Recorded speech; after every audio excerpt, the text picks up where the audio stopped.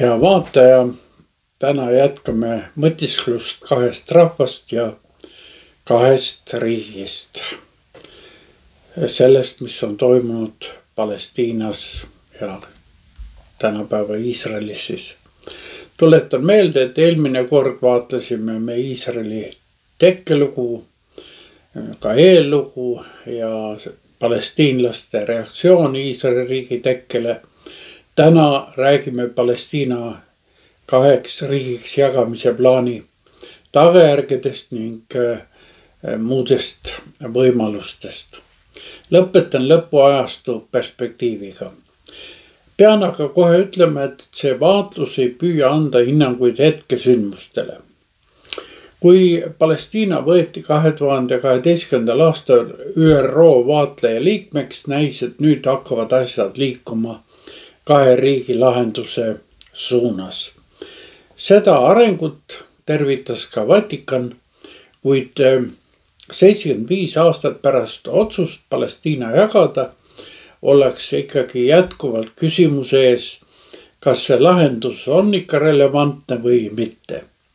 Viimastest küsitlustest ilmneb, et mõlemad pooled on sellest lahendusest kuidagi distantseerumas.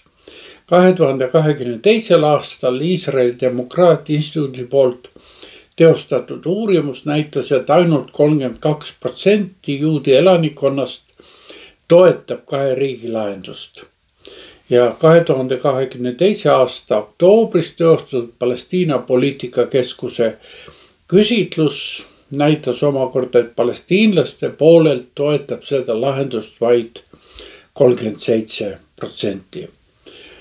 Komistuskiviks läbirääkimistel kujunes mõlema poole soov näha Jeruusalemma oma riigi pealinnana.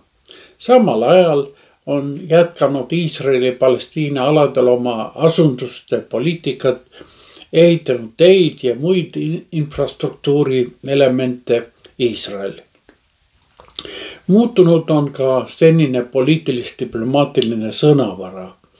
Üha enam räägitakse võrdsusest ja inimõigustest. Alates 2004. aastast on palestiinlased kirjeldanud Iisraeli poliitikat aparteidina ja seda ka nende araablaste suhtes, kes elavad Iisraeli ametlikul territooriumil ja on Iisraeli riigi kodanikud. Sellised hinnangud on kutsunud esile teravaid emotsionaalseid vaidlusi ja vastasseise. 2022. aasta septembris Karlsruhes Saksamaal toimunud kirikute maailmanõukogu täiskogul võeti vastu selgitus, milles öeldi, et paljud kirikud ja delegaadid nõustuvad Iisraeli poliitika nimetamiseks aparteidina. Samas konstateeriti, et see ei ole siiski kõigi liikmeskirikute seisukoht.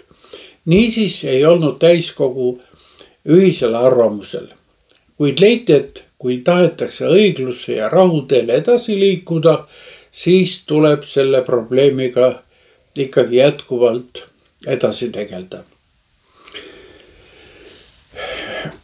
Peab ütlema, et viimastel aastakümnetel on demograafilised arengud kogu piirkonna nägu aga ka tugevalt muutnud.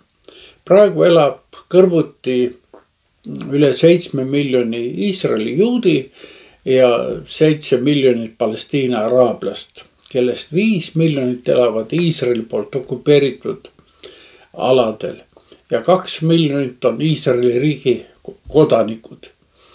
670 000 juudi iisraellast elavad Lääne-Jordaania aladel, kus Iisrael kontrollib senini suuremat osa territooriumist. Palestiina omavalitsused on aga sisemiselt lõhestunud ja sageli korrumpeerunud. Need alad on Iisraeli sõjaliste kontrollpunktide, müüride ja turvataradega ümbritsetud. Ühiskondlik anarhia ja muud pinged on loonud eriliselt plahvatusohtliku õhkkonna. Piisab vaid ühest sütikust. ja väljaspoolt juhitud terroriorganisatsioonid ongi selleks sütikuks. Iisraeli sees moodustavad araabia palestiinlased umbes 1/4 elanikkonnast. Ka nemad nõuavad võrdväärseid õigusi. Samal ajal ei ole enamus juudi elanikkonnast valmis ikkagi mingiteks kompromissideks Iisraeli riigi juutliku identiteedi osas. Selle konflikti lahenemine näib lähiajal ebatõelisena. Palestiinlaste jaoks on aga vabaduse eelduseks araablastest kodanike võitlus just võrdõiguslikkuse eest. Kuid Palestiina ei ole isoleeritud saar. See on poliitiliste tõmbetuulte koridor. Palestiina ja Iisraeli araablaste olukord on Iraan ja teised radikaalsed organisatsioonid pidevalt oma eesmärkide saavutamiseks ära kasutanud. Terroriorganisatsioonid nagu Hezbollah ja Hamas võitlevad avalikult Iisraeli riigi hävitamise nimel. Ja päris korduvalt on deklareeritud Iisraeli merre pühkimisest. Viimased sündmused on näidanud ka nende terroristlike organisatsioonide kõige inimvaenulikumad paled. Tulemuseks on süütute laste, naiste ja eraisikute kannatused ja tapmine. Me näeme, et kahe riigi idee on kaotanud oma populaarsust. Kuid idee ühest riigist, kus kaks rahvast võiksid koos elada, näib ka täiesti võimatuna. Kujunenud õhkkonnas tegid katoliiklikud piiskopid 20. mail 2019 aastal avalduse. Õiglus ja rahu suudlevad teineteist on selle avalduse pealkiri. Ja sellest leiti, et kui me suutsime minevikus rahulikult koos eksisteerida, miks ei peaks me rahulikult koos eksisteerima ka tulevikus. Võtmeküsimus on nii juutide kui Palestiina araablaste võrdõiguslikkus. Sõltumatult sellest, kas kahe riigi printsiip teostub või mitte. Tähelepanuväärne on selles olukorras aga ka ultraortodoksete juutide seisukoht, kes väidavad, et Iisraeli riik ei ole veel tõeline juutide riik. Praegune riik on nende meelest liiga ilmalik ja on algusest peale kasutanud naabrite suhtes lubamatut sõjalist jõudu. Nad on veendunud, et Messias tuleb alles siis, kui kogu juudi rahvas elab Jeruusalemmas ja järgib Vana Testamendi seadusi täpselt. Siis saabub Jumalast kingitud rahu.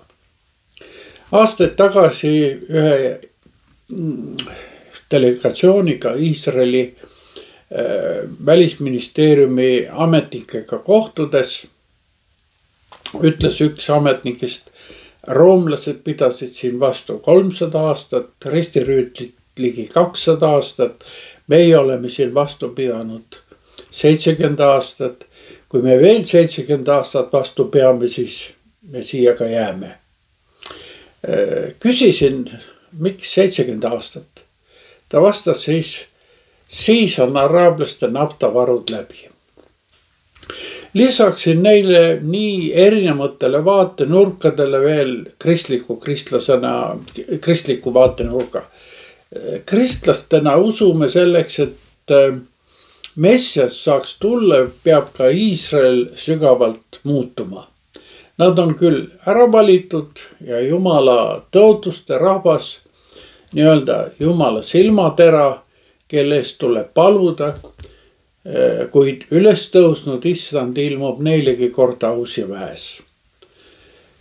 Seniks peame aga kõik valvama ja paluma, sest antikristus ehk valemessias võib tulla ka Iisraelist. Apostel Paulus ütleb 2. Thessaloonika kirja 2. peatükis 3.–4. salmini.